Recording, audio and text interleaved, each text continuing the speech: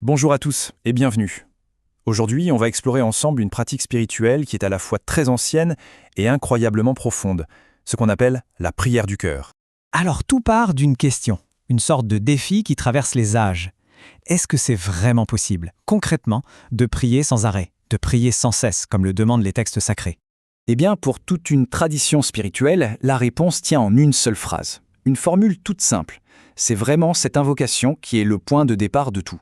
Allez, on entre dans le vif du sujet.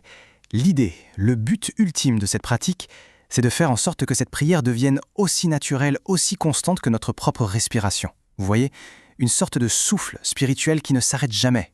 Maintenant, pour vraiment comprendre toute la richesse de cette prière, je pense que le mieux c'est de la décomposer, de regarder ce qu'il y a dedans.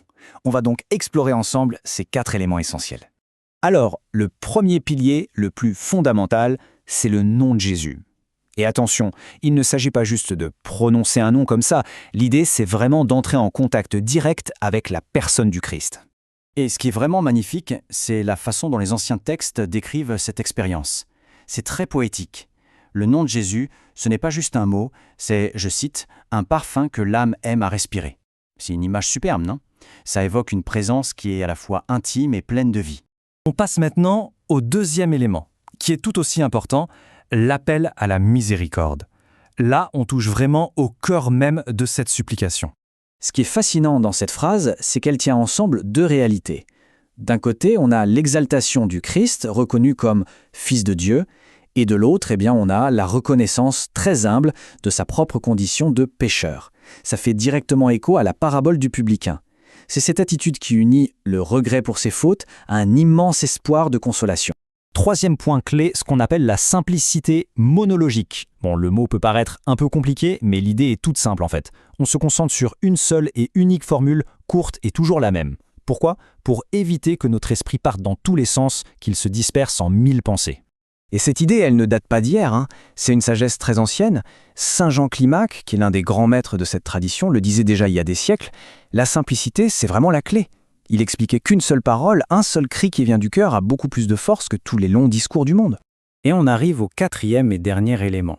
Et là, attention, on touche au but final de toute la démarche. C'est l'objectif à atteindre, un état bien particulier qu'on nomme l'héséchia. Alors, l'héséchia, qu'est-ce que c'est exactement? C'est très important de comprendre que ce n'est pas le vide. Au contraire, c'est une quiétude habitée. C'est un état de silence intérieur, oui, mais un silence vigilant, un calme profond, où le cœur reste en paix, uni au Christ. Bon, d'accord, on a vu les grands principes, la théorie en quelque sorte. Mais maintenant, la question c'est, concrètement, comment on fait? Comment ça se pratique? C'est ce qu'on va voir tout de suite. Alors souvent, pour aider à la pratique, on utilise un objet. C'est le schottky. C'est une sorte de chapelet de prière orthodoxe qui est fait, traditionnellement, de 100 nœuds. Il sert tout simplement de support, de guide, pour compter les répétitions. Mais l'élément vraiment central de la méthode, c'est la synchronisation avec la respiration. Voilà comment ça marche. Quand on inspire, on dit mentalement la première partie de la phrase. Ensuite, on fait une petite pause, comme si on gardait la prière au fond de son cœur.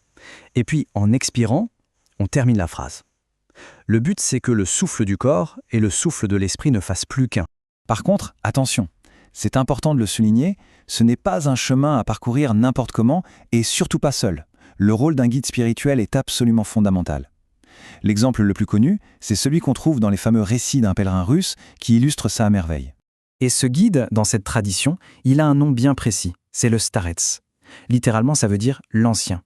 C'est un moine, quelqu'un d'expérimenté, qui a pour rôle de transmettre la pratique, mais aussi et surtout d'accompagner celui qui débute sur ce chemin intérieur. Et c'est un vrai parcours, c'est progressif. On commence par répéter la prière à voix haute. Puis, petit à petit, la prière s'intériorise. On dit qu'elle descend des lèvres jusqu'au cœur. Et le but ultime, c'est qu'elle devienne un état permanent. Une sorte de musique de fond intérieure qui continue toute seule, quoi qu'on fasse. Et pour vraiment saisir la puissance de cette pratique, il y a une anecdote du pèlerin russe qui est juste incroyable. Il raconte un jour avoir été fouetté, injustement. Et il dit qu'il n'a ressenti aucune tristesse.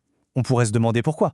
Eh bien, il explique que, même au milieu de cette épreuve, la prière continuait en lui et lui apportait une joie, une consolation, plus forte que la douleur. Alors là, il y a une idée reçue qu'il faut absolument corriger.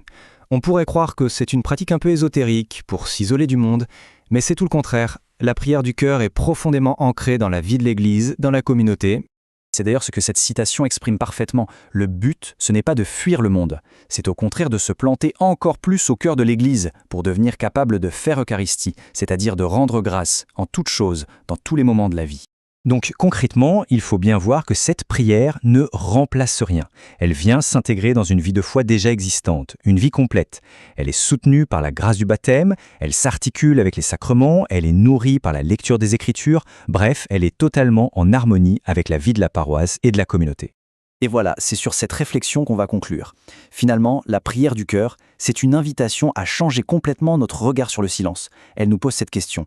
Et si le silence intérieur, ce n'était pas un vide à combler, mais au contraire la découverte d'une présence qui est déjà là ?